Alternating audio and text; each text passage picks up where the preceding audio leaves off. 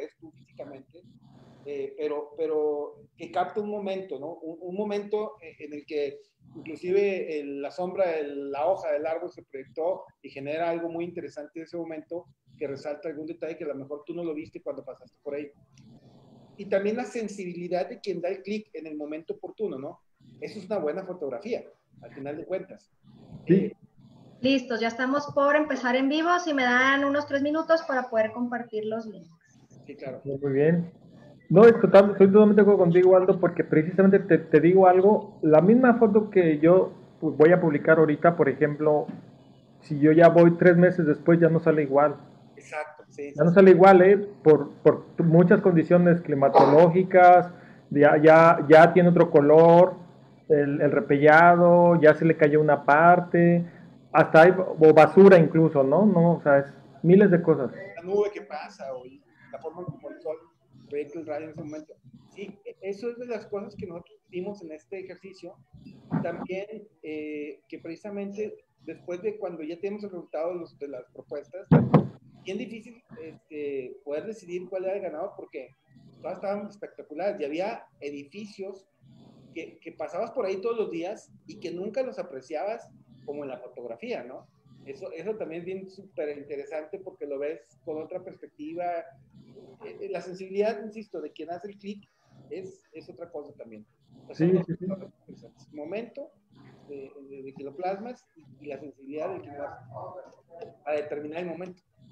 Claro, y es una combinación de artes, ¿no? Arquitectura y fotografía al mismo tiempo. Yo creo que la arquitectura, bueno, la fotografía arquitectónica es muy importante también.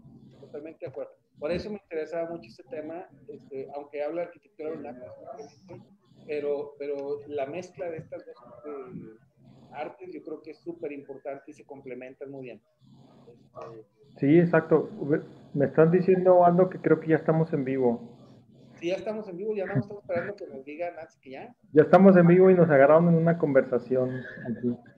Bueno, mientras estamos aquí conversando algo informal, pero para que se vayan dando color de qué se trata esto, ¿no? Los que nos están escuchando. Claro. ¿Cuántos van, Nancy? Logueados. Listos. Ya se va uniendo la gente. ¿Cuántos tenemos ahorita ya en página? Ya van 50. Bueno, a esos 50... Bueno, yo creo que ya, ahora sí. Sí. Bueno, pues buenas tardes, bienvenidos a esta sesión más de charlas FECAR por jóvenes arquitectos. Le damos la bienvenida al arquitecto Aldo Ortega, presidente de la Federación de Colegios de Arquitectos de la República Mexicana, y al arquitecto Pablo Landa, quien hoy estará compartiéndonos esta interesante charla titulada Memorias de Adobe y Cal. Muy bien. Presidente, si gustas darnos unas palabras, por favor. Claro que sí, Nancy. Bueno, primero, nuevamente saludarlos a todas y todos los que están en este momento conectados y a los que nos van a ver después en otro momento que les permita su agenda, su tiempo, verlo ahí en la página de Facebook. Un saludo para todos y felicitarte, Nancy, también por el trabajo que has venido haciendo con este evento de charlas FECARM a través de la Comisión de Jóvenes, que también reconocer que hay mucho talento y mucho entusiasmo en todos ustedes. La verdad que padre, me contagia mucho de esta buena vibra que se siente cada vez que hacen ustedes una actividad y que estamos con algún tema. La verdad que es muy padre. Es parte de lo que yo siempre he dicho, la Comisión de Jóvenes nos sirve la FECARM para recargarnos de pila, de energía, los que ya no estamos tan jóvenes, ¿verdad? Ya vamos más para el otro lado, ¿verdad? Todavía no llegamos a los 50, pero ahí vamos ya. Pero bueno, ahí estamos todavía trabajando. Y bueno, el tema que hoy se va a presentar por nuestro amigo Pablo también, creo que es muy interesante. Y ahorita charlaba precisamente con Pablo lo importante de la fotografía, de la fotografía arquitectónica en este caso, y bueno, específicamente hoy de la arquitectura vernácula, que precisamente es una forma también de conservar a la arquitectura. Platicábamos un poquito que si la arquitectura vernácula de San Luis Río Colorado, que es donde viene la mayor parte de la foto, me imagino, Pablo, es una arquitectura que por la misma consistencia de los materiales, pues se ha venido de alguna manera deteriorando, cuando estos edificios no tienen un mantenimiento adecuado, cuando en lugar de ponerle pinturas a base de cal, pues lo ponen con pinturas vinílicas en base acrílicas y ya no dejan respirar el muro y se resecan, etcétera, porque el adobe es un material que tiene que estar siempre con un grado de humedad, ¿no? Y bueno, en lugares muy áridos, muy secos, que en el ambiente hay una prácticamente nula humedad por mucho del calor, etcétera, bueno, pues es complicado. Yo creo que la labor que ha hecho Pablo es muy interesante y lo que va a compartir con ustedes pues, aún más, porque yo creo que va a sembrar ahí el espíritu precisamente de que hay otras formas de conservar la arquitectura, de dignificar la labor del arquitecto, y muchas veces es una arquitectura pues sin nombre, porque no tienen a veces quién fue el que diseñó, el que hizo tal o cual edificio. Habrá algunos edificios de mayor trascendencia, de mayor tamaño, con mayor presupuesto en su momento, y que bueno, pues a lo mejor se tiene el dato de que algún arquitecto fue el quien hizo tal o cual obra. Pero hay mucha arquitectura que se construyó y que se hizo con autoconstrucción de alguna manera asistida, porque yo creo que había ya algunas gentes que a lo mejor no tienen el título como tal de arquitecto, pero realmente tenían la formación de arquitecto. Y muchos otros que también eran arquitectos que no tenían a lo mejor ese mismo grado, pues, o reconocimiento, porque no eran los grandes edificios, pero eran los que de alguna manera, junto con los obreros, construyeron esas ciudades a base de esta arquitectura vernácula. Entonces, creo que va a ser muy, muy interesante la óptica. Ahorita platicamos de la sensibilidad también que se tiene del fotógrafo. En este caso, Pablo es el artista de la foto. Pues, ahora sí que a darle, Pablo, a expresar ahí tu arte. Y bueno, muy, muy, muy contento, muy agradecido con Nancy por la invitación, y también le mando un saludo a nuestra presidente del Colegio de Arquitectos, Alejandra Mondaca, que también ha hecho las cosas excelentemente bien, y la verdad que pues muy padre el fin de semana para poder cerrarlo a gusto. Con esta charla la voy a seguir por ahí en Facebook para dejarlos ya ahí en la plataforma de Zoom. No, antes de que te vayas, Aldo, pues te quiero agradecer a ti, Aldo, precisamente, y a Nancy, sobre todo, como dices tú, la energía de Nancy se nota fuertemente y ella es la que nos ha unido el día de hoy. Y gracias a los dos por sentirme como amigos, ¿no? Precisamente empezamos a charlar antes de que empezáramos oficialmente, y eso es lo padre de este tipo de pláticas, ¿no? Como su nombre lo dice, es una plática entre amigos para que quienes nos estén observando se sientan parte del tema, ¿no? Claro, eso es muy importante. Y bueno, los amigos de la FECARM son muchos. Creo que cada vez se van haciendo más, y yo creo que eso es muy importante, es parte también de la actividad gremial, y yo creo que pues son momentos que tenemos para participar en tal o cual cargo dentro de la federación, pero la amistad es para toda la vida, entonces yo creo que hay que cultivarla siempre. Saludos para todos, excelente fin de semana, y van a quedarse con una excelente ponencia de nuestro artista Pablo, también arquitecto, obviamente. Pablo, adelante. Gracias. Muchas gracias, Aldo. Gracias. Retiro de la plataforma, sigo en Facebook. Bye bye. Gracias. Muy bien. Bueno, Pablo, si me permites compartir un poco acerca de tu reseña para que nuestros invitados pues conozcan un poco acerca de quién eres antes de pasar a esta exposición fotográfica que nos irás por aquí comentando. Dice, el arquitecto Pablo Landa Rivera es egresado de la Facultad de Arquitectura de la Universidad Popular Autónoma del Estado de Puebla, con la tesis Integración Urbano-Arquitectónica de Vivienda Multifamiliar en el Centro Histórico de la Ciudad de Puebla. Cuenta con vasta experiencia en el diseño de proyectos ejecutivos en el ramo habitacional, industrial y de servicios, en diversos estados como Guerrero, Morelos, Puebla, Sonora, Baja California, Ciudad de México y otros países, incluyendo Argentina, Brasil, Guatemala, Belice y Perú. Actualmente dirige su propio estudio, 1911 Arquitectos, al lado de su socia, la arquitecta Alejandra Mondaca, combinando sus actividades como docente universitario y fungiendo como secretario general del Colegio de Arquitectos de San Luis Río Colorado, Sonora. Siempre ha sido un gran defensor de la conservación del patrimonio histórico de las ciudades y apasionado de la fotografía. Desde hace varios años utiliza su cámara a lo largo de todo México para retratar edificaciones que reflejen la memoria de sus comunidades. Pues bienvenido, Arqui, y pues todo tuyo para que nos cuentes acerca de esta exposición fotográfica, Memorias de Adobe y Cal. Muchas gracias, Nancy, te agradezco todas tus atenciones. Mira, voy a tratar de que esta charla sea muy visual porque precisamente la idea es una exposición fotográfica, pero tengo que dar un contexto para poder entender un poquito mejor, ¿no? Esta exposición fotográfica se desarrolla en San Luis Río Colorado, Sonora. Ahorita voy a explicar exactamente dónde se encuentra geográficamente. Si me permites compartir pantalla, yo creo que va a ayudarnos mucho para mostrar las imágenes, mi presentación.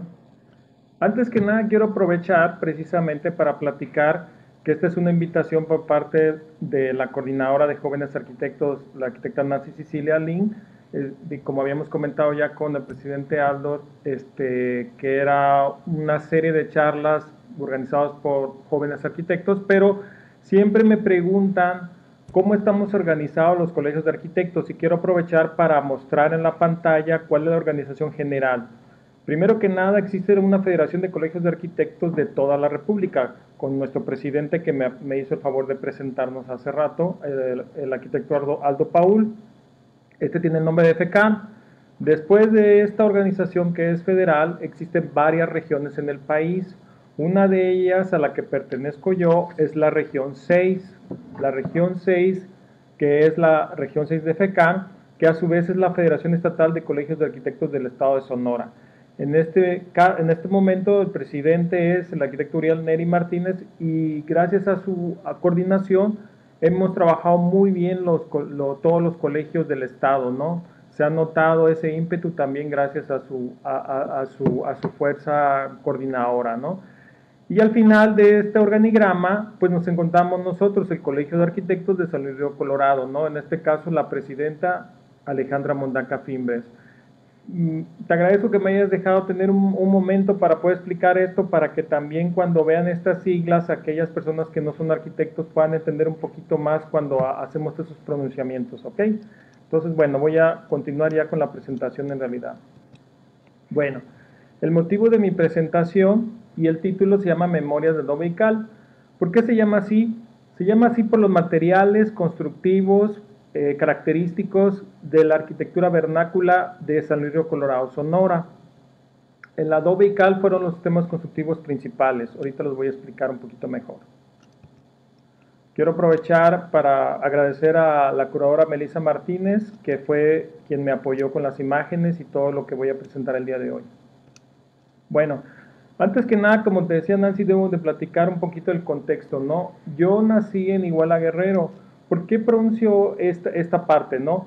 Yo nací en Iguala Guerrero, para los que no saben, es una ciudad totalmente histórica. ¿Por qué?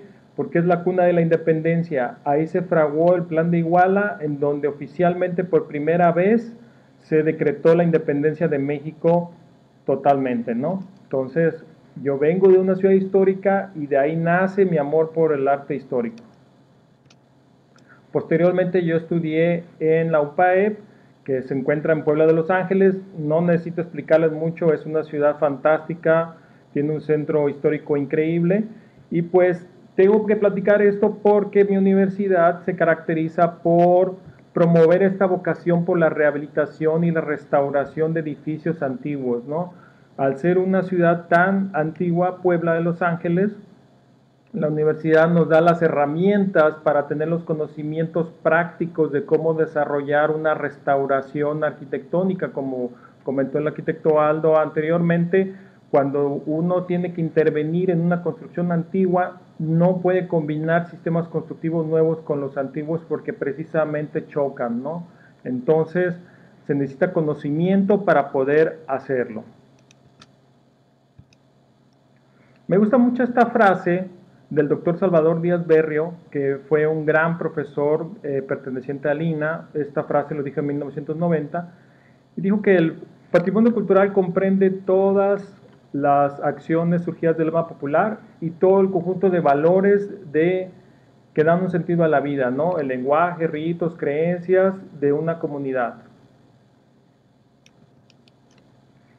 Para poder entender un poquito más qué es patrimonio artístico, tenemos que dividirlo en dos grandes rasgos. Uno de ellos es que está dividido en bienes tangibles y bienes intangibles. Los bienes tangibles pues son aquellos que se pueden tocar y permanecen. ¿Como qué? Puede ser la pintura, la escultura o la arquitectura, por ejemplo, que es un bien intangible, pues aquello que sí lo podrías tocar, pero no permanece en la idea solamente y en la memoria, que podría ser una poesía, un libro, una tradición, como en este caso muestro una foto del lado derecho de la tradición del Día de Muertos de Iguala Guerrero, ¿no? Entonces esa es la gran diferencia entre bien tangible e intangible. Entonces, dentro del bien tangible, la arquitectura tiene un papel fundamental para ello. ¿Por qué? Porque los pueblos exteriorizan su sentir a través de este arte, ¿no? ¿Por qué? Porque dependiendo de lo que deseen convivir y hacer en sus actividades generales, van a crear un edificio o un inmueble adecuado para lo que necesitan. Aquí estoy mostrando una foto de una iglesia de donde nací yo, de Iguala Guerrero, en donde podemos ver cómo entonces la arquitectura, al ser arte materializado, se convierte en un patrimonio cultural edificado. Mi interés por la exposición fotográfica que ya vamos a empezar se debe a que en el recorrido constante de todo el país me he dado cuenta que todas las ciudades tienen un pasado histórico, absolutamente todas. Es lo que recientemente platicaba con la arquitecta Alejandra, que muchas veces nos concentramos en grandes ciudades.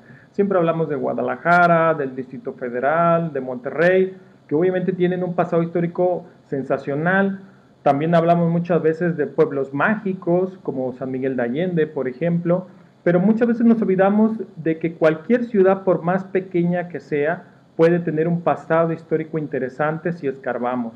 ¿Por qué? Porque este pasado histórico que nos dejaron nuestros antepasados es el reflejo de su forma de vivir, ¿no? Por eso es la importancia de conservarlo, porque sus ideas, sus pensamientos y experiencias no se hubieran podido transmitir adecuadamente de no haberse materializado. Es decir, si todo se hubiera quedado solamente en la parte verbal, difícilmente existiría hoy en día, ¿no? Entonces la arquitectura es un fiel testigo de la historia de nuestro pasado, por eso es tan interesante retratarlo, ¿no? Para entender un poquito mejor también el motivo de toda esta exposición, tengo que platicarles brevemente dónde se encuentra San Luis Río Colorado, Sonora, para aquellos que desconocen. San Luis Río Colorado, Sonora se encuentra exactamente en el noreste del país. Si ven la foto de la izquierda se ve un puntito rojo donde está marcado San Luis Río Colorado. San Luis Río Colorado pertenece al estado de Sonora y prácticamente es el puente ya final, la orilla final entre todo el continente mexicano, digamos, la parte de México con respecto a la parte de Baja California y poder ingresar a Estados Unidos. Entonces todos aquellos viajantes que vienen del sur del país tienen que cruzar San Luis Río Colorado para poder accesar a esta parte de Baja California o incluso a Estados Unidos, a Los Ángeles, San Diego, etcétera, ¿no? ¿Por qué se establecieron en San Luis Río Colorado, Sonora, los primeros pobladores? Por una razón muy sencilla, porque es la finalización de un río importantísimo que recorre parte de Estados Unidos y de México. Es precisamente el río Colorado.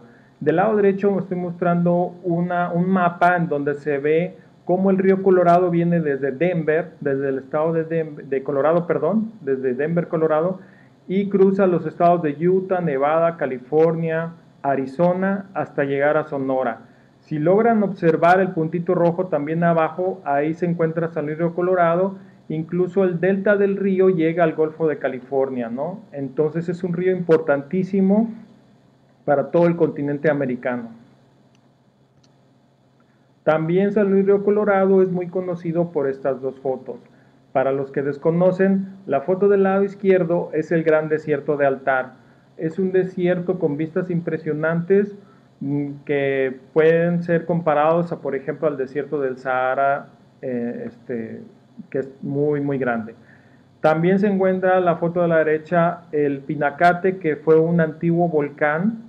Entonces hay recorridos para poder llegar a él y observarlo, ¿no? Entonces tiene una reserva de biosfera bastante grande toda la región de San Luis Río Colorado.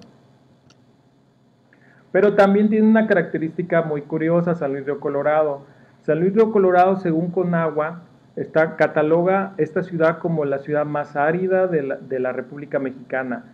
¿A qué se refiere con esto? Que estamos en pleno desierto. San Luis Río Colorado está rodeado de aridez total. Ven la foto de la izquierda y la foto de la derecha son mías también. Si ven un número que dice 5850, es la temperatura máxima que ha habido en esta ciudad en el año de 1966, para que se den una idea el calor que puede llegar a ser en esta ciudad. Brevemente les voy a explicar que San Luis Río Colorado, a pesar de ser un municipio relativamente de reciente fundación, ya que el municipio como tal se creó en 1939, ya se tiene conocimiento que habían venido desde 1539 navegantes españoles, en este caso Fernando de Alarcón, a recorrer el río Colorado. Se dice que Fernando de Alarcón fue también quien descubrió California, por eso fue un navegante tan importante. Entonces, él ya había venido desde 1539 a recorrer esta zona. Posteriormente, el padre jesuita Eusebio Francisco Quino, en 1789, recorrió y empezó a crear misiones en esta parte del país, en la parte del noreste, y estuvo en San Luis Río Colorado haciendo fundaciones también. Fue hasta 1907 cuando existe el primer gran asentamiento ya de San Luis Río Colorado como tal, que es el llamado Rancho San Luis. Ahí es cuando empieza ya a formarse como tal la ciudad de San Luis. Y curiosamente fue en el año 1917 cuando el capitán Carlos G. Calles, por orden federal, viene a San Luis Río Colorado a crear una guarnición militar. ¿Por qué vienen a crear una guarnición militar a San Luis Río Colorado? Es una historia muy interesante porque en ese entonces, San Luis Río Colorado, para recordarles, estamos exactamente en la frontera con Estados Unidos. Entonces, hagan de cuenta que la ciudad prácticamente es como si estuviera la ciudad y a 100 metros está la otra ciudad del lado de Estados Unidos, que sería San Luis, Arizona. En ese entonces, en 1917, no estaban claramente marcadas las fronteras entre México y Estados Unidos. Obviamente no existía muro alguno, como actualmente existe. En ese entonces había unos segmentos llamados mojoneras en donde marcaba el territorio de cada lado. Se dice que Estados Unidos, siendo muy inteligente o muy abusados como se caracterizan, empezaron a mover estas mojoneras cada vez más hacia México, tratando de ganar territorio. ¿Por qué se preguntarán? Porque el estado de Arizona no tiene salida hacia el mar, y lo que buscaba Estados Unidos era que tener salida al mar, es decir, al mar de Cortés. Entonces fue cuando el gobierno federal tuvo la necesidad de mandar al ejército para establecerse en la región e impedir que siguieran avanzando en esta línea imaginaria, ¿no? Por eso es tan importante esta fecha, 1917. Y entonces ya 1969 es cuando se oficializa como tal el municipio a instancias del entonces presidente Lázaro Cárdenas. Aquí muestro una foto antigua de la época en donde para cruzar el río Colorado utilizaban estas embarcaciones llamadas pangas, en donde se podía subir desde una persona hasta un autobús, para que vean el tamaño que podía recorrer a través de estas balsas, ¿no? Era la única manera de cruzar el río Colorado de ese entonces. Actualmente ya existen puentes, obviamente, sin ningún problema, ¿no?, para poder cruzar, pero en ese entonces era así. Algo que tengo que resaltar es que antes de que llegaran los españoles, antes de que se fundara San Luis, existía una etnia ya en esta zona. Si algunos tal vez han escuchado que existen etnias de diferente tipo aquí en Sonora, por ejemplo, los yaquis son muy famosos en Sonora. Esta etnia se llama Cucapá. Estos habitantes existían antes de la llegada de los peninsulares, y su gran importancia no solamente es que existieran desde ese entonces, sino que todavía aún existen descendientes de esta comunidad. Esta comunidad es muy rica en tradiciones, tanto de vestimenta, tanto de festividades. Es una etnia muy interesante porque se encuentra de los dos lados de la frontera, se encuentra tanto en México como en Estados Unidos. Es importante recalcar, por ejemplo, la foto del lado derecho, en donde es una de las vestimentas típicas de la etnia Cucapá. Lo que se ve en la parte de arriba es una especie de collar que usan las mujeres de decoración. Todo eso está hecho de cristales, entonces su valor artístico es increíble. Bueno, ya quiero llegar entonces a lo que es San Luis como tal, San Luis Río Colorado. San Luis Río Colorado tiene una particularidad muy interesante. Si logran ver esta foto, se encuentra las calles, se encuentra la ciudad exactamente en el centro, y si logran ver una línea en diagonal muy larga en la parte de arriba, esa línea en diagonal que la limita es la frontera con Estados Unidos. Entonces, al norte tenemos directamente de la ciudad el país de Estados Unidos de Norteamérica. Del lado izquierdo, donde alcanzan a ver los campos agrícolas de color verde, una parte se encuentra Baja California, y en la parte sur y en la parte este totalmente el desierto. Entonces estamos en una posición geográfica muy interesante en donde donde confluye el estado de Baja California, Estados Unidos y Sonora. Pero también lo que es muy interesante de San Luis Río Colorado, al ser una ciudad relativamente nueva, si recuerdan que les dije que se fundó ya como tal en 1939, permitió tener una traza muy interesante. ¿A qué me refiero con muy interesante? Una traza reticular. Traza reticular significa una traza a 90 grados, es decir, sus calles están perfectamente delimitadas en varios cuadrados. Entonces todavía en esa foto se logra observar perfectamente esta disposición que la hacen única en su tipo. Si ustedes van a otra ciudad de México, difícilmente van a ver una traza tan perfecta. Recuerdo, por ejemplo, el centro de la Ciudad de México o el centro de la ciudad de Morelia es un ejemplo, pero la mayoría de nuestras ciudades no tienen una traza tan particular como San Luis.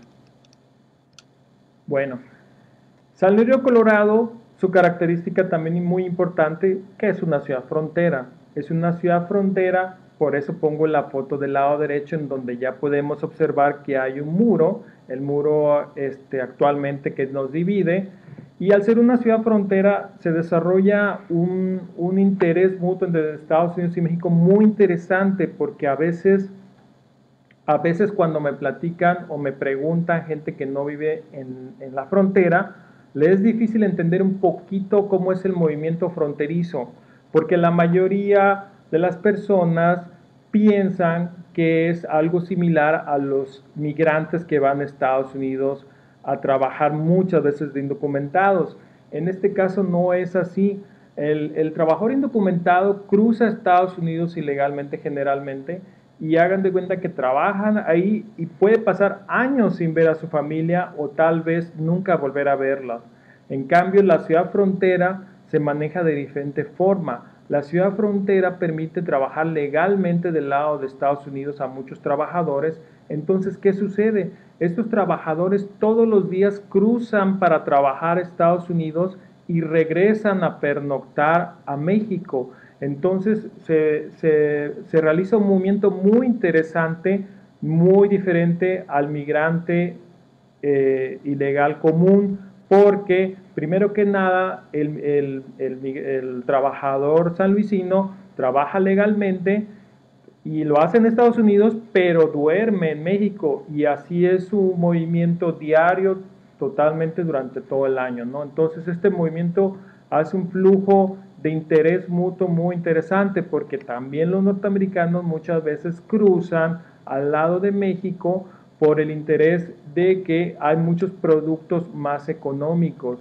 Entre ellos, por ejemplo, las medicinas, podríamos dar un ejemplo, y también aquí el servicio médico y el servicio odontológico de esta zona de la frontera es de excelente calidad. Entonces muchos norteamericanos vienen a estos servicios para cumplirlos, ¿no? Entonces también se da el flujo mutuo entre los dos países.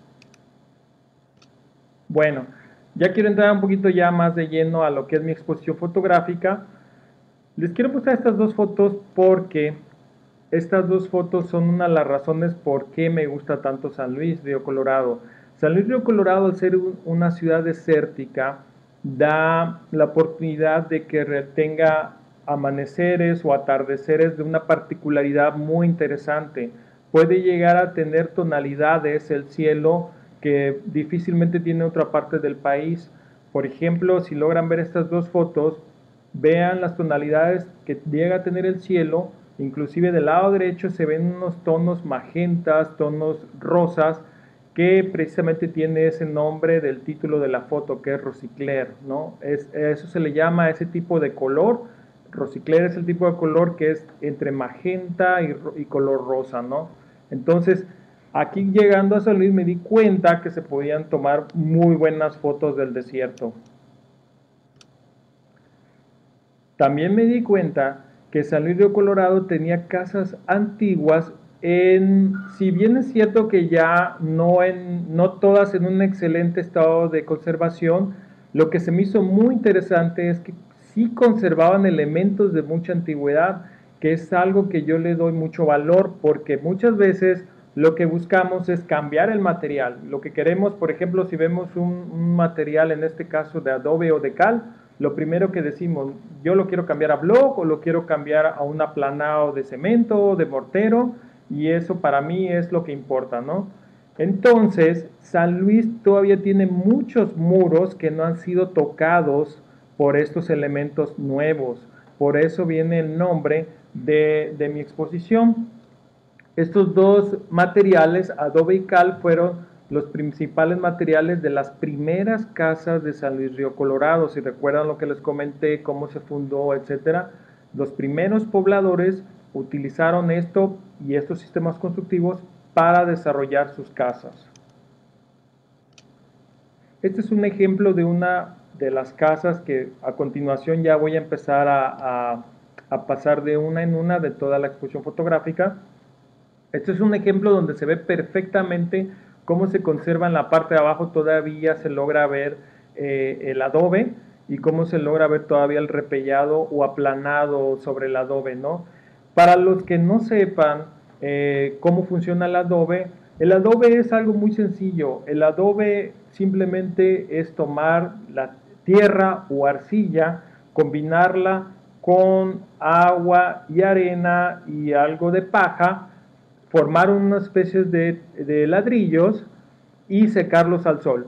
Eso es muy importante. El adobe se seca al sol a diferencia del ladrillo común que se cose en un horno. El adobe por eso es tan fácil de construir y por eso es tan fácil de hacer y por eso los ancestros de San Luis pudieron hacerlo aprovechando los materiales de la región. Por eso es que es de adobe. La cal, ¿por qué utilizaban la cal para los repellados? Porque también es un material abundante, porque la cal viene de precisamente una piedra que se llama piedra caliza, que simplemente es piedra pulverizada, y esta sí, al pulverizarla hay que cocerla en un horno, o sea, se cose al fuego, y entonces se forma una especie de polvo que tal vez algunos no la conocen, pero sí pueden conocer, por ejemplo, el yeso. El yeso es similar. Antes de usar yeso, los antiguos utilizaban cal. Entonces utilizaban esta cal no tanto para hacer un repellado total, porque el repellado intermedio o aplanado intermedio entre la cal y el adobe es precisamente otra capa de tierra y agua reforzada con paja y a veces con estiércol de animal para aplicarlo, y entonces la cal básicamente era más bien como una especie de pintura. La cal funcionaba como una capa sellante de todo el aplanado de tierra. Entonces, aquí vamos a ver varios tipos de fotos de este estilo. Aquí pueden ver perfectamente cómo esta construcción tiene esa característica del color blanco de la cal precisamente que resalta, porque es un elemento primario, ¿no? A mí me encantaron estas fotos porque precisamente se conserva todavía ese espíritu de la época, incluso los letreros o algunas puertas se llegan a conservar, ¿no? Aquí hay otra foto también. En esta foto podemos observar los materiales que les estaba comentando, adobe, un poco de ladrillo también, madera, cal. Entonces también es una foto característica de la época, ¿no? Vean cómo el estilo se conservaba en ese entonces. San Luis tiene una particularidad de esa época, que la mayoría de todos los edificios o construcciones de vivienda, que es lo que estamos viendo específicamente vivienda de San Luis, es de un solo nivel. Tenía dos grandes lógicas. Uno, la extensión de sus terrenos. Los terrenos eran muy amplios, entonces no había la necesidad de construir más de un nivel para tener una casa de muy buen tamaño. Y número dos, el adobe es una de esas características de que por cuestiones de sismo no es muy recomendable que tenga más de dos niveles. Pero es algo que van a ver en la mayoría de todas las viviendas, prácticamente todas las que les voy a mostrar, que son de un solo nivel. Aquí vemos otra construcción, esta es un poquito más reciente. Van a ir viendo construcciones de San Luis de diferentes épocas, desde las más antiguas, de principios del siglo XX, hasta mediados, incluso un poquito los años 60, 70, que todavía conservaban este estilo. Quiero también hacerles mención que el adobe es un material utilizado desde hace miles de años, no es un material que se utilizó solamente en México. De hecho hay vestigios que se dice que fueron usados por ejemplo por los egipcios hace más de 5000 años, entonces para que se den una idea de la cantidad de años. Y también la cal incluso es todavía más interesante porque la cal se dice que tiene todavía más antigüedad que el adobe. Se cree que tiene más de 15,000 años la cal porque se cree que se descubrió por accidente. ¿Cuál es la historia de este accidente? Que es que cuando estaban en una fogata, alguna vez accidentalmente alguna piedra se rompió, se hizo polvo. Al caer a la fogata se combinó con las cenizas y la tierra y formó un polvillo que al mojarlo se dieron cuenta que podía servir como aglutinante. Para los que no saben, ese término aglutinante es como decir pegado. Entonces, también para que vean la cantidad de años que tienen estos dos materiales. Aquí vemos otra foto con el adobe. Esta es de las casas más antiguas que he podido tomar fotos de ellos. Esta es una foto más reciente, como de los años 50. Esta me gustó mucho por la forma en que está la disposición del letrero. Es muy particular y porque está perfectamente simétrico a las dos puertas, ¿no?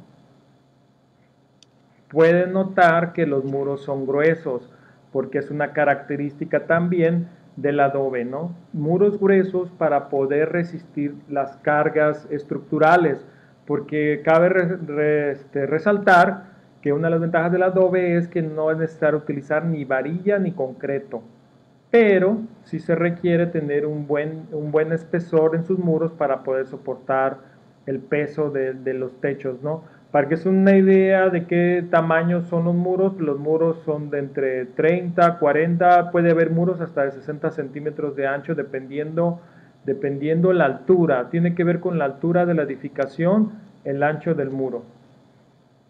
Esta foto me gusta también mucho porque a pesar de que parece una foto ya en decadencia, para mí es como mostrar las cicatrices de una persona, ¿no? Para mí el ver esta foto me hace imaginar todo lo que se vivió en ese lugar. Entonces, incluso al contrario de lo que muchos fotógrafos buscarían, que es que no se viera, por decir algo, el escombro del lado izquierdo en la parte inferior, a mí me gustaba tomar la foto tal y como está, con todas las imperfecciones, para demostrar un momento exacto histórico cuando fue tomada, porque es algo que estaba platicando con el arquitecto Aldo precisamente, que nunca va a ser igual tomar una foto hoy a tomar una foto dentro de 20, 50 días.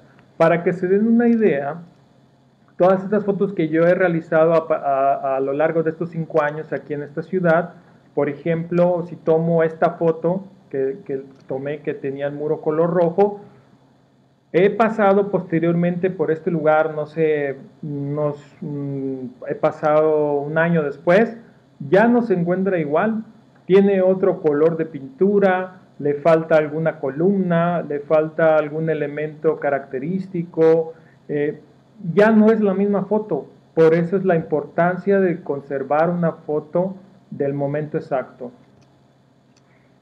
Vean la simpleza de las casas, pero al mismo tiempo su belleza, ¿no? Esta foto me gusta mucho porque simplemente es la fachada totalmente recta, es un solo muro con una ventana cuadrada exactamente, prácticamente en el centro, un techo de madera con unas vigas del mismo material, pero ¿qué es lo que resalta de esta fotografía? Resalta su combinación con el cielo, ¿no? Su combinación con el cielo, el azul del cielo, el blanco de las nubes y los árboles que son característicos de aquí, que se llaman mezquites, que se ven en la parte posterior. Entonces, yo me he dado cuenta precisamente de esto, que la fotografía arquitectónica puede resaltar belleza desde las construcciones más sencillas y más minimalistas. Esta es una de las casas más nuevas de toda la serie de fotografías que les estoy mostrando, pero aquí una de las características que me gustó es que a pesar de que ya tiene, si se fijan, rejas metálicas que obviamente no son de la época primaria de las construcciones de San Luis, todavía conserva su simetría y su altura de las primeras, inclusive el color. El color es un color muy particular, no es un color primario, sino para mí es un color más cercano a la tierra, ¿no? Quiero hacerles ver o recordar que estamos en pleno desierto. Si ustedes llegan a ver alguno que otro árbol, es porque la ciudad tiene un sistema de arbolado muy interesante, porque ya ha crecido. Pero si ustedes salen de la ciudad, se van a topar literalmente con el desierto, como mostré en el mapa al principio.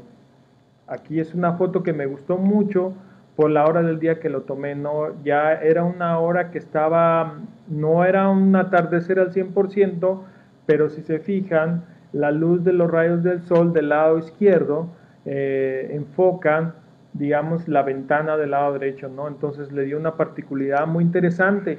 Y al contrario de muchas personas que cuando ven una construcción así la rechazan o dicen es que esta construcción es vieja, para un fotógrafo de arquitectura las texturas que les da este tipo de muros son increíbles. Por ejemplo, si se dan cuenta, del lado izquierdo tiene un fondo la pintura color rojo y del lado derecho tiene un fondo de color verde. Esto es porque retrata las diferentes capas de pintura que tuvo esta casa a través de las generaciones. Entonces, para un fotógrafo arquitectónico lo que hace pensar es todas las generaciones de familias que vivieron ahí y que lograron pintar de diferentes tipos y aplicando cada uno su sentir, ¿no? Esta foto también es muy interesante porque se ve totalmente el adobe, se ve una arcada en el centro, una especie de porche o pórtico para entrar. Era muy característica de la época este porche porque era una manera de que las personas que vivían ahí podían salir en la tarde a poder observar o platicar con sus familiares hacia la calle, pero con este techo hacían que, estando al mismo tiempo el aire libre, no les cayera totalmente los rayos del sol, ¿no? Esta foto a mí me gusta mucho porque en algún momento alguien me dijo que parece, para los que somos arquitectos, que parece una fachada corte. Pareciera que es al mismo tiempo un corte, una fachada. Para los que no son arquitectos, una fachada es lo que se ve de frente de una casa, ¿no? Y un corte es como si partieras a la mitad una casa, como si fuera un gran pastel, y lo vieras por dentro. Entonces, si se dan cuenta, hay un elemento del lado derecho que resalta, que es una antigua chimenea que ya no se encuentra, pero esa chimenea está cortada prácticamente a la mitad. Entonces da esa particularidad de parecer que es una fachada corte al mismo tiempo. Aquí es otra fachada que combina no solamente adobe, sino ladrillo también. Esta me gustó mucho por lo que les comentaba, de los colores, de las diferentes tonalidades de pintura que llegó a tener esta casa, del blanco, verde, gris. Esta foto también para mí refleja la simplicidad de las formas y que la buena arquitectura no necesita más que saber bien la proporción de las formas, ¿no? Diseñar con buena proporción hace que algo tan sencillo sobresalga. Los colores térreos recuerdan totalmente al desierto, ¿no? Esta edificación pareciera que se funde con el desierto y el cielo, ¿no? Esta construcción me gusta mucho también por el color. Esta fotografía tiene una historia muy interesante, se lo voy a decir muy rápidamente. Es el perfecto ejemplo de lo que les comentaba, que el momento exacto de cuando tomas una fotografía no vuelve a ser la misma un día, 2 horas, 5 horas después. A mí lo que me gustó de esta foto es el portón del lado derecho. Si lo logran ver, el portón del lado derecho está totalmente oxidado. Y les repito, para alguien que aprecia la fotografía, es una textura que valora uno mucho al momento de tomar la foto, ¿no? Porque le da unas tonalidades que no le daría a otro tipo de material. Sin embargo, esta construcción fui más o menos como a los 3 meses siguientes y ya no existía ese portón con esta oxidación. Había sido pintado con una pintura nueva, color mostaza, que no tengo nada contra el color mostaza, pero al pintarla de una forma tan común, dejó de tener esta identidad tan particular que tenía este portón, ¿no? Entonces es un perfecto ejemplo de lo que les comentaba. Esta edificación me gusta mucho también la proporcionalidad de la altura con respecto al nivel. Si se dan cuenta, pareciera que son 2 niveles o 2 pisos, pero es un solo nivel.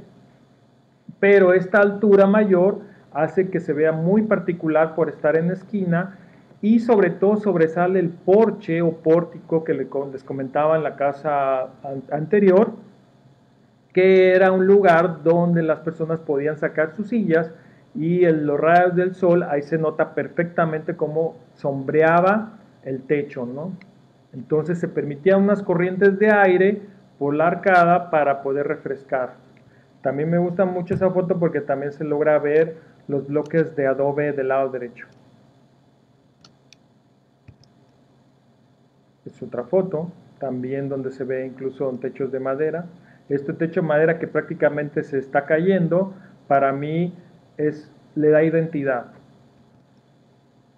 Esta foto me gusta mucho por el color de la ventana, como es otro ejemplo que les comentaba, cómo el color puede transformar una construcción. Esta construcción simplemente es un muro con color blanco, pero el simple hecho que pintara el dueño la ventana de color morado le da una identidad tan particular y tan interesante que solamente se logra cuando se tiene vocación de querer esta parte artística, ¿no? Que yo pienso que todos tenemos sin necesidad de estudiar. Esta es una de las construcciones más antiguas que tomé fotos. Aquí me quiero detener en esta parte para comentarles lo interesante que es tomar estas fotografías por lo siguiente, porque es una de las cosas que voy a platicar al final de esta exposición. Muchas de estas casas ya no existen. Muchas de estas casas que tomé ya no existen y por ello la importancia para mí de poder conservarlas mínimamente en fotografía. Esta casa es muy particular también, todas las texturas de madera. Esta fotografía me gusta mucho por por la simpleza de la sombra del árbol, perdón, del poste, es un poste de luz. Si se dan cuenta, este poste da un reflejo de dos sombras en donde corta exactamente el inicio de la ventana y el inicio de la puerta.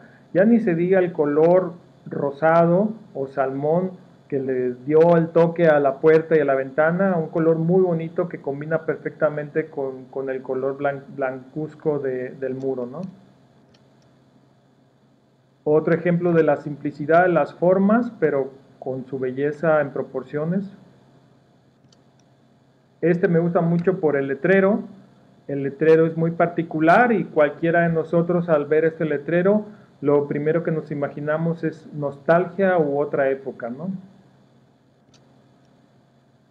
Este es maravilloso para mí por todas las texturas de colores y de cal y de capas de pintura, ¿no? Combinados con la puerta. Otro ejemplo. Vean cómo todas estas fotografías retratan un espacio y un momento, y no necesariamente tienen que ser fotos de cuando existieron, sino el simplemente conservar fotos de construcciones como se ven hoy en día.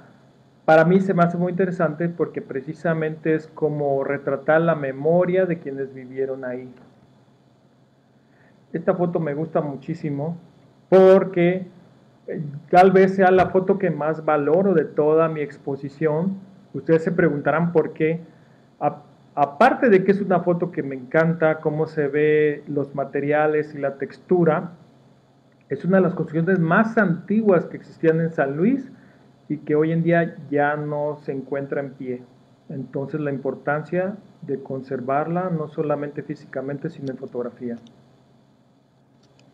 Otro ejemplo. A pesar de que prácticamente ya está en ruinas este edificio, es muy interesante porque se notan claramente todos los materiales expuestos, ¿no? Otro ejemplo. Esta foto me gusta también mucho porque le da una particularidad a la composición. Si se fijan, es un auto ya desvalijado que ya se convirtió parte de la fachada. Y al ser parte de la fachada ya le da una identidad muy particular que no se la daría si no existiera ese auto abandonado ahí, ¿no? Con esto ya finalizaría mi exposición fotográfica. Me fui un poco rápido porque tampoco quiero abusar del tiempo que me están ofreciendo amablemente por parte de la FECAM, porque quiero concluir con algunas cosas que quiero comentarles, ¿no? ¿Para qué sirve toda esta exposición fotográfica? Porque todo se podría quedar en de que, pues qué bonitas fotos, qué agradables, qué bueno que las tomaste. Yo creo que todas las cosas que hagamos tienen que haber una propuesta al mismo tiempo, y sobre todo nosotros como arquitectos. Ahí tengo 3 propuestas muy puntuales. Las propuestas serían, número 1, que hubiera una materia de historia de tu ciudad. Es algo que yo siempre me he preguntado por qué en las poblaciones de cualquier tipo no hay una materia en la primaria o en la secundaria que hable de tu propia ciudad. No tener que depender si tu papá o si tu abuelo se sabe la historia de tu ciudad, sino que fuera parte del sistema educativo en donde te platicaran cómo se fundó tu ciudad, cómo creció, quiénes fueron los primeros habitantes, cómo fueron avanzando, cuál fue las dificultades y los éxitos con los que se pudieron vencer para poder la ciudad de hoy en día. Entonces, para mí sería muy importante eso, esa promoción de amor a tu propia ciudad a través, ¿cómo? Pues a través de la educación. Es la única manera que los niños podrían valorar su ciudad y darse cuenta lo importante que es el lugar en donde viven. Número 2, sería que apoyándonos a través de los colegios de arquitectos y aprovechando las comisiones que existen dentro de ellos, que es una de ellas es la Comisión de Jóvenes Arquitectos que bien dirige la arquitecta Nancy, que me hace el favor de ser la anfitriona, realizar un catálogo visual arquitectónico. ¿A qué me refiero con esto? A que grupos de jóvenes arquitectos y de todas las edades hiciéramos un catálogo de todo el patrimonio cultural edificado de nuestras propias ciudades. Ustedes se preguntarán, pero pues para eso ya existen autoridades, ya existe el INAH, por ejemplo, que lo hace, pero no siempre es suficiente. ¿Por qué? Yo recuerdo muy bien una anécdota de cuando yo iba a la universidad y una compañera, una de sus tesis era precisamente hacer un catálogo de todo el arte sacro del estado de Puebla. Es decir, ir a todas las iglesias de Puebla y hacer un catálogo de todos los elementos que había dentro de esta iglesia. Elementos móviles, quiero decir, elementos como artesanías, esculturas, sagrarios, etcétera. Y yo en ese entonces no entendía, yo decía, pues, ¿para qué hacerlo si ya hay autoridades que la hacen? Pues me di cuenta que muchas veces la sociedad es la que también tiene que promover este tipo de catálogos, porque es una forma de coadyuvar con las autoridades y poder hacer catálogos arquitectónicos de mayor envergadura. Entonces, esa sería mi segunda propuesta, aprovechar la infraestructura de nuestros colegios de arquitectos para realizar un catálogo visual arquitectónico de todas las ciudades en las que vivimos. Si recuerdan lo que les dije muy al principio, yo creo firmemente que todas las ciudades del país, porque he recorrido todo el país, tienen un valor histórico inalienable. Y si no lo empezamos a valorar desde hoy en día, pues no lo van a hacer tampoco nuestros hijos, ¿no? Entonces, por eso es muy importante. Esta parte del catálogo visual arquitectónico va más allá solamente de la conservación, porque también ya hay instancias de conservación que tratan de que estos edificios no se destruyan y que estos edificios se conserven físicamente, ¿no? Pero este catálogo visual va a poder lograr que muchas construcciones, desafortunadamente, a pesar de esfuerzos, a pesar de que ojalá todo fuera ideal, van a terminar siendo destruidos tarde o temprano. Y si no existe ni siquiera una fotografía de ese edificio, qué triste sería, porque es parte de la memoria de la ciudad, ¿no? Eso es mi segundo punto importante. Y número 3, que para mí va muy de la mano de los dos anteriores. Si ya tienes una materia de historia de tu ciudad, si ya tienes un catálogo visual arquitectónico en donde sabes perfectamente qué construcciones vale la pena visitar y qué construcciones vale la pena conservar y catalogar, pues realizar recorridos, pero no me refiero solamente a recorridos turísticos como tienen otras ciudades, como por ejemplo Guanajuato o San Miguel de Allende. Tienen recorridos muy interesantes para los turistas en donde los llevan a los principales puntos antiguos de la ciudad. Es muy bueno, pero muchas veces solamente están enfocados, repito, en las grandes ciudades o en los pueblos mágicos. Y yo me pregunto, ¿en dónde quedan las otras ciudades que no son ni uno ni otro? Precisamente, si cada comunidad se organiza para hacer estos recorridos entre los mismos habitantes, estos habitantes van a poder conocer su propia historia, su propia memoria histórica y la va a valorar. Si nosotros mismos no nos autoenseñamos qué es lo que vivimos antes, difícilmente vamos a poder saber cuál es nuestro presente.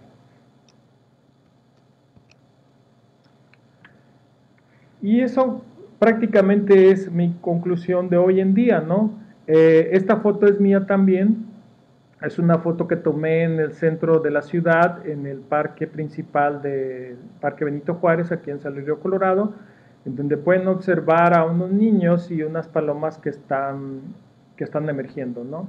Entonces, para mí es muy importante esto porque no solamente soy arquitecto, no solamente estoy casado, sino tengo hijos, y aunque no los tuviera, el hecho de que tengamos descendientes es parte de nuestra responsabilidad conservar nuestro pasado. Precisamente todos esos recuerdos que tienen nuestros abuelos, nuestros padres, son muy buenos y son verbales y los vamos a tener siempre en la mente y en el recuerdo. Pero si no conservamos aquello que es materializado, como es el perfecto ejemplo de la arquitectura, difícilmente vamos a poder entender cómo fue nuestro pasado. Entonces, por eso la responsabilidad y la importancia nuestra de poder transmitir eso a nuestros hijos y a nuestras futuras generaciones. Pues ya no me queda más que darle las gracias al Colegio de Arquitectos de San Luis Río Colorado, a la FECAN, que es la Federación Nacional, al arquitecto Aldo, a la FECAES, que es la Federación de Colegios del Estado de Sonora, al arquitecto Uriel Neri, y pues obviamente a la arquitecta Alejandra Mondaca, ¿no? Que sin su apoyo no hubiera podido realizar esta transmisión. Ahí están algunos de mis datos, por si están interesados en seguirme. Tenemos 3 páginas en Instagram. Uno de ellos es 1911, nuestro estudio. Tengo la página de Sonarchitect, que es donde tengo todo este catálogo de casas antiguas, específicamente de San Luis Río Colorado. Y tengo la otra página del Riverland X, en donde tengo fotografías de otras ciudades.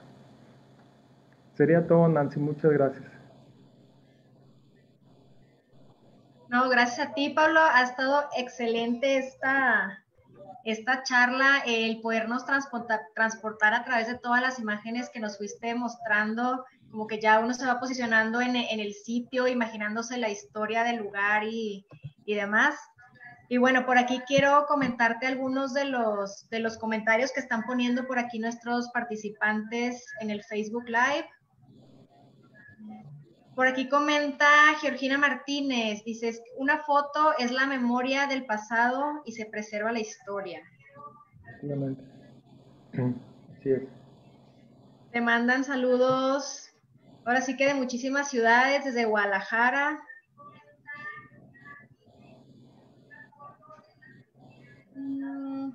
Dice, buen enfoque en sus fotos, se transmite tal cual lo menciona. Me está gustando mucho la charla, excelentes fotografías, saludos desde Oaxaca, desde Reynosa también.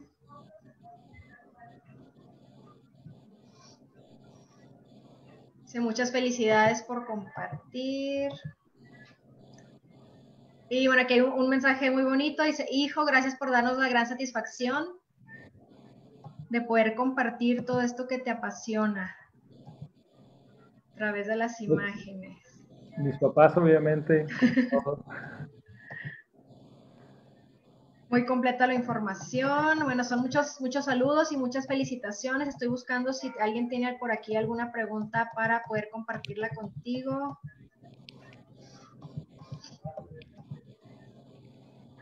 Pero bueno, son muchísimos comentarios, son más de 100 comentarios. Por aquí ya esto se está como que medio trabando. Dice, las fotos me recuerdan mi ciudad natal, me llenan de nostalgia. Qué bello que se vea mi ciudad desde otra perspectiva. Gracias, arquitecto.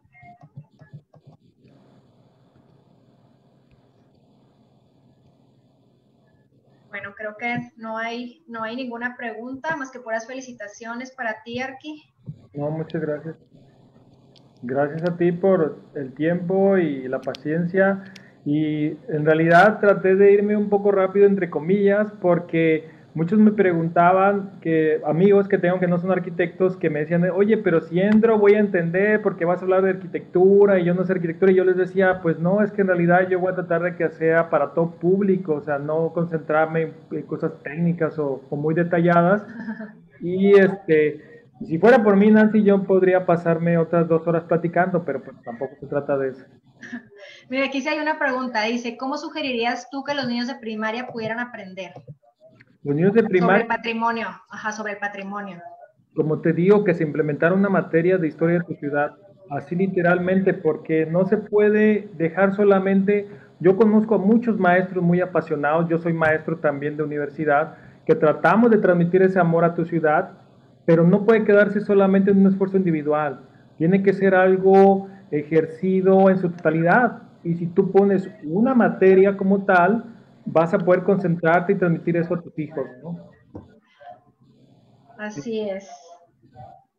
Bueno, pues está más que excelente y nos llevamos de tarea por ahí los 3 puntos que comentaste al final. Hay que crear pues el catálogo visual para que esto siga teniendo permanencia con el tiempo. Sí, que no se pierda, ¿no? Porque ojalá, te digo, idealmente ojalá todo se conservara, ojalá nada se destruyera, pero pues también hay que ser realistas, hay muchas condicionantes que lo impiden, pero al menos tener un catálogo visual, eso sí sería muy importante y muy interesante, ¿no? Así es, Arqui. Pues Sí. bueno, pues no me queda más que agradecerte. No sé si tengas algo más que comentarnos. No, pues nada más agradecer a todos. Este, bueno, es que de aquí tengo a alguien que está conmigo y me está preguntando que preguntaron que cómo me inicié en la foto. Pues mi amor por la fotografía es totalmente amateur, quiero confesarles. O sea, yo nunca he estudiado fotografía, es un amor natural, yo creo por la carrera, ¿no? Por la carrera es que me gustó mucho fotografiar. Así es. Bueno, Arqui, pues muchas gracias y por ahí pues ya nos compartiste tus redes sociales para por ahí seguirte y seguir conociendo un poco más de Sí, fondo acerca de tu trabajo. sí, nada más te digo que quiero agradecer nuevamente a toda la FECAM, realmente sin ellos no hubiera podido hacer esto, a ti especialmente, tu ímpetu, tus ganas que estás echándole en la comisión que estás dirigiendo de jóvenes es muy importante, y al Colegio de Arquitectos de San Luis Río Colorado, y también a alguien que dije al principio, a la curadora de estas fotos, ¿no? Es alguien profesional que lo realizó, y soy muy afortunado que haya querido aceptar hacer esta curaduría, ¿no? Melissa. Muy bien, Melissa. Le mandamos un saludo también. Gracias por todo. No, gracias y gracias a nuestros participantes. Los esperamos la siguiente semana en la próxima charla FECAR. Gracias. Hasta luego.